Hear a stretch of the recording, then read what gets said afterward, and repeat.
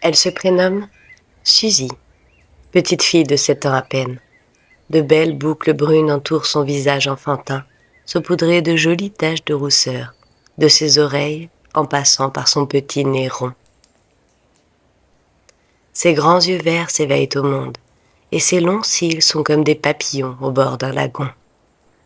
Suzy, joli prénom pour une charmante petite fée.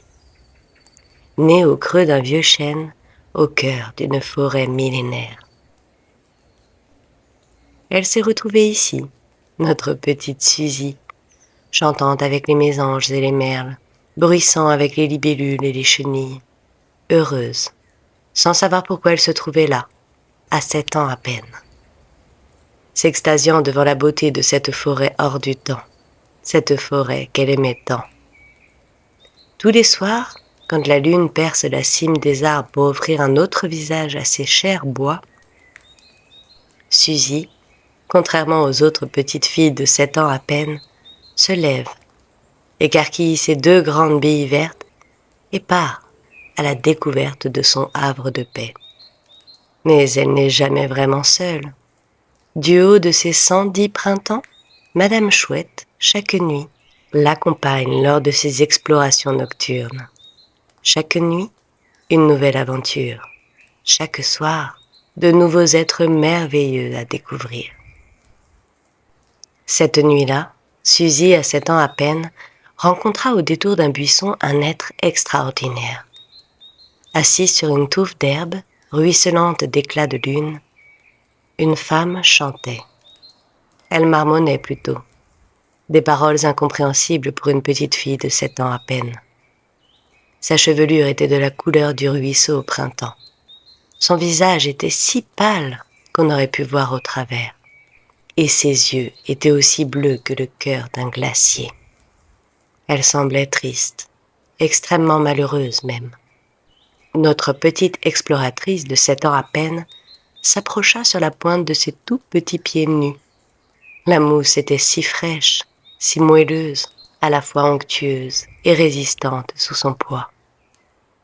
Madame Chouette guette l'avancée de l'enfant, du haut de la branche d'un vieux chêne majestueux. Suzy progresse à pas feutrés sur cette tendre mousse, jusqu'à ce qu'un de ses tout petits pieds ne fît craquer une branchette. L'être, assis, à la chevelure saphir, tourna son délicat visage mélancolique vers l'enfant de 7 ans à peine. « Ne t'approche pas, enfant fée, je n'apporte que le malheur à tous ceux qui m'entourent. »« Je suis certaine que vous exagérez, grand-mère des bois. Que vous arrive-t-il » questionna la fillette. « Mani, c'est le nom que m'ont donné mes ancêtres. Mani, qui signifie tristesse et chagrin. Car je suis née une nuit d'orage, un terrible orage envoyant ma mère au pays des esprits. Mon père, n'ayant pas supporté la mort de ma créatrice par ma faute, est parti le matin de ma première lune. Personne au village ne l'a jamais revu. On dit qu'il erre dans ces bois, continua la vieille femme, à la recherche de l'esprit de ma mère.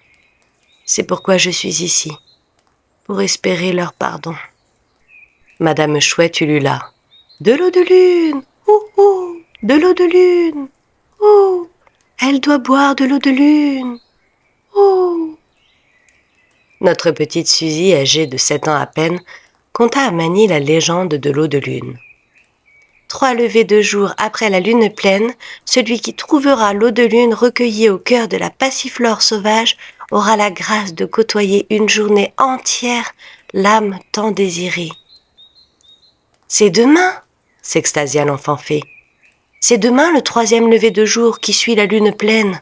Nous devons trouver cette passiflore sauvage. » Une lueur d'espoir brilla dans le regard glacier de la grand-mère des bois. Elle aurait peut-être la chance de boire cette précieuse eau et ainsi pouvoir demander pardon à l'âme de ses parents de l'avoir mise au monde. Suzy, à 7 ans à peine, s'approcha respectueusement de Manie, posa sa petite main sur celle de la vieille dame, qui était si fraîche et si douce. « Je reviendrai vous chercher, aux premières lueurs du jour, et ensemble, nous trouverons la passifleur sauvage. » Manie lui sourit, d'un sourire triste. Alors, notre courageuse fillette s'en alla, comme elle était arrivée, délicatement, sur ses petits pieds nus, s'enfonçant dans la mousse moelleuse des bois, illuminée par la lune. Comme prévu, avant même que les premiers rayons du soleil ne commencent à réchauffer la terre-mère, alors que le monde de la forêt était encore au pays des rêves, Suzy, à 7 ans à peine, reprit le chemin qui l'emmena à la triste orpheline qui l'attendait patiemment. « Comment trouver une fleur sauvage dans ces bois alors que je n'y trouve pas mes parents depuis tant d'années ?» questionna la vieille femme. « Nous la trouverons. Il suffit d'écouter les signes. La forêt nous guidera à elle, » répondit Suzy. « Les libellules! Ouh, ouh! Il faut suivre les libellules! Ouh !» ulula Madame Chouette. Car sans crier gare, une nuée de ces insectes féeriques virevoltèrent tout autour d'elle et formèrent comme un sentier à emprunter. Manie les suivit, comme si elle flottait, le long d'un chemin qui se dessinait sous ses pieds. Suzy l'imita. Tout près d'un frêne endormi, illuminé par l'un des premiers rayons de soleil, la précieuse fleur se trouvait là, simplement. Et devant leurs yeux émerveillés, elle éclot pour une unique journée, laissant apparaître son stigmate inondé de rosée, l'eau de lune. Manie, comme en lévitation, s'approcha du précieux, ramassa une large feuille d'aubépine au sol, tout près d'elle. La vieille femme récolta respectueusement l'élixir lunaire, en penchant délicatement le pistil de la passiflore sauvage. Elle porta le liquide à ses lèvres. Instantanément, ses jambes se dérobèrent sous elle. Elle s'effondra dans la mousse tendre qui l'accueillit comme un nid douillet. Des frissons parcoururent l'intégralité de sa colonne vertébrale, du bas de son dos jusqu'à son cuir chevelu bleuté. Et elle les vit, les yeux clos. Elle ressentit la présence céleste de ses parents. Ouh, ouh, elle est partie. Ouh, elle reviendra. Ouh, ouh, au crépuscule. Ouh. Manie voyait Suzy la contempler, de ses 7 ans à peine.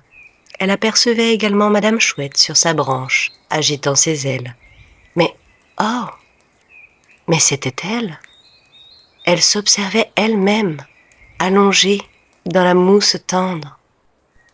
À peine eut-elle le temps de comprendre que Manie se sentit partir, comme aspirée par la cime des arbres.